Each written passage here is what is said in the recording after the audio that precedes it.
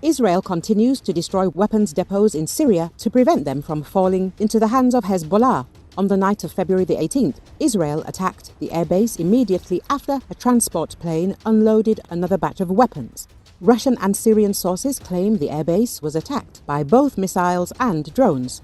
The Visegrád 24 resource reports powerful explosions at the Hmeimim airbase. It is also noted that the Russian air defense system was put on combat alert but was unable to prevent the attack. The SyrianOSINT public also reports on the work of air defense, but so far without success. Missiles and drones continue to strike. Experts are not yet ready to confirm which drones attacked the airbase.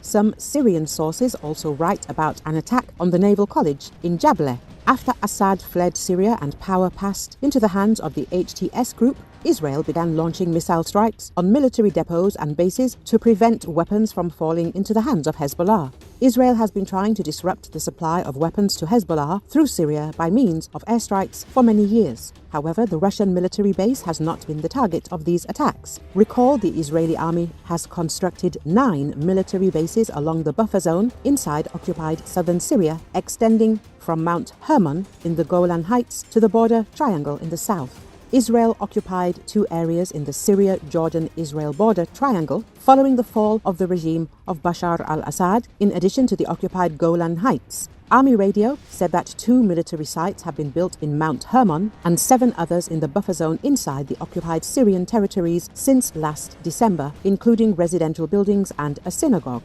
According to the report, soldiers from Israel's 890th Battalion are using the Syrian army's infrastructure, as well as trenches and guard posts, and patrolling the occupied area.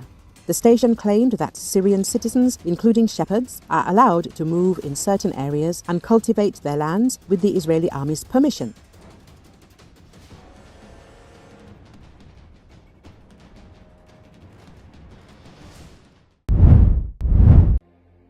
Russia's Hmeimim air base in Syria was attacked by drones. Russian Telegram channels published information about this. After the drone attack, a combat alert was declared at the base where the aviation group of the Russian military space forces is located. The Panzer air defense system was immediately activated. According to the Telegram channels, shots and explosions were heard. After an hour, the shots stopped. The Russian Defense Ministry neither confirmed nor denied the incident. The organizers of the attack are still unknown. At the same time, Russian military blogger Oleg Blokhin said that the Islamist group Hayat Tahrir al-Sham, recognized as a terrorist group in Russia, may be behind the attack. This is the first attack on Russian military facilities in Syria in several months.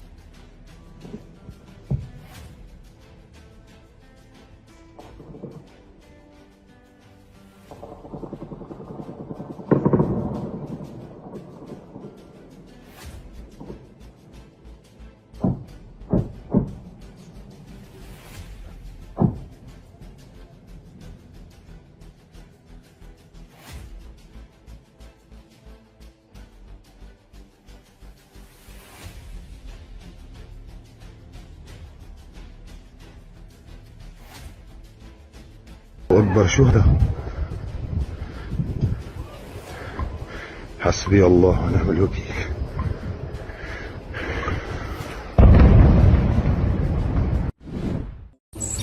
Viktor Trihobov, spokesperson for Ukraine's Khortytsia Operational Strategic Group, has announced that Ukrainian troops liberated the village of Pishchain near the city of Pokrovsk in Donetsk Oblast. A series of counterattacks by Ukrainian forces have achieved some success. Specifically, it had already been reported, and we can now confirm, the liberation of the village of Pishchain, which is about 5 kilometers south of the city of Pokrovsk. Russian troops have also been pushed back from several other nearby settlements, he said. Trihobov stated that there had been a certain turning point on the Pokrovsk front. The Russians had serious intentions of partially encircling the city of Pokrovsk. However, they suffered significant losses on this front last month. This month, they have also been, let's say, halted and even pushed back in certain settlements, Trihobov added. He remarked that this progress was due to the effective use of drones and the coordinated efforts of various Ukrainian military units. The successes of Kiev's forces were a setback for Kremlin tactics that have employed relentless firepower and often accepted massive losses in men and equipment in its attempts to gain ground.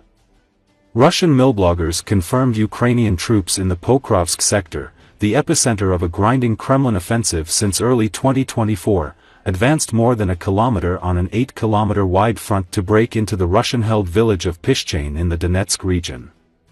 According to Deep State OSINT project, Ukrainian forces had reclaimed positions in Pischchain on February 11.